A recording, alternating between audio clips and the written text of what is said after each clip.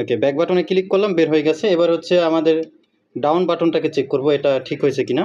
এই যে আমার কাছে একটা বাটন ফোন আছে, ফোনটা বেশ কিছুদিন যাবত ডাউন বাটন এবং ব্যাক বাটনটা কাজ করে না। আজকের এই সমস্যাটা ম্যাক্সিমাম বাটন ফোন ইউজাররাই ফেস করে থাকেন। আজকে আমরা দেখব কিভাবে সার্ভিস সেন্টারে না গিয়ে বাসায় বসে এই সমস্যাটাকে সমাধান করা যায়। প্রথমে ফোন থেকে ব্যাক পার্টটাকে আলাদা করে পিছনে থাকা স্ক্রুগুলোকে খুলে নেব। এবারে কেসিংটাকে খুলে নেব।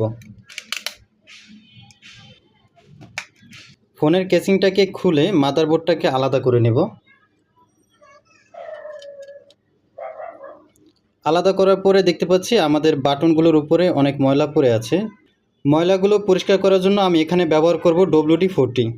প্রথমে বাটনের উপরে WD-40 স্প্রে করে কটন বারের মাধ্যমে উপরে থাকা ময়লাগুলোকে ওয়াশ করে নেব। এবারে হচ্ছে আমরা দেখব আমাদের ব্যাক বাটন এবং ডাউন বাটনটা কেন কাজ করে না। তো আমরা হচ্ছে আমাদের বাটনের স্টিকারটাকে তুলব। স্টিকারটা তোলার পরে এখানে যদি একটু ভালোভাবে লক্ষ্য করি, একদম মরিচা পড়ে গেছে। এই যে আমাদের এটা হচ্ছে বাটনটার উপরে একদম মরিচা পড়ে গেছে, দেখা যায় কিনা, এই যে দেখা যাচ্ছে। তো এই মরিচাটাকে আমরা ওয়াশ করব এখন। ভালোভাবে লক্ষ্য করলে দেখতে পাচ্ছি আমাদের এই যে এখানে যে বাটন যে কানেক্টর পয়েন্টটি আছে, এখানেও মরিচা পড়ে ময়লা জমে আছে। তো আমরা হচ্ছে এটাকে ভালোভাবে ঘষে পরিষ্কার করে নেব।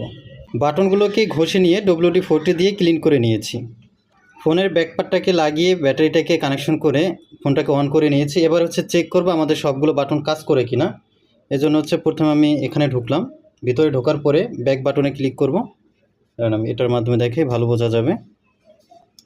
ওকে, ব্যাক বাটনে ক্লিক করলাম, বের হয়ে গেছে। এবার হচ্ছে আমাদের ডাউন বাটনটাকে চেক করব এটা ঠিক হয়েছে কিনা। এই যে দেখতে পাচ্ছি আমাদের ডাউন বাটনটাও সুন্দরভাবে কাজ করছে। চাইলে আপনিও বাসায় বসে আপনার হাতে থাকা ফোনটাকে এভাবে ঠিক করে নিতে পারেন। আপনি যদি এরকমই ইন্টারেস্টিং ভিডিও দেখতে পছন্দ করেন তাহলে আমাদের সাথে যুক্ত থাকতে পারেন। আপনার বন্ধুদের ভিতরে কেউ যদি এরকম ভিডিও পছন্দ করে তাকে ভিডিওটা শেয়ার করে দিয়ে দেখার সুযোগ করে দিতে পারেন। দেখা হবে আপনাদের সাথে নতুন কোনো ভিডিও নিয়ে। সবাই ভালো থাকবেন, সুস্থ থাকবেন। আল্লাহ হাফেজ।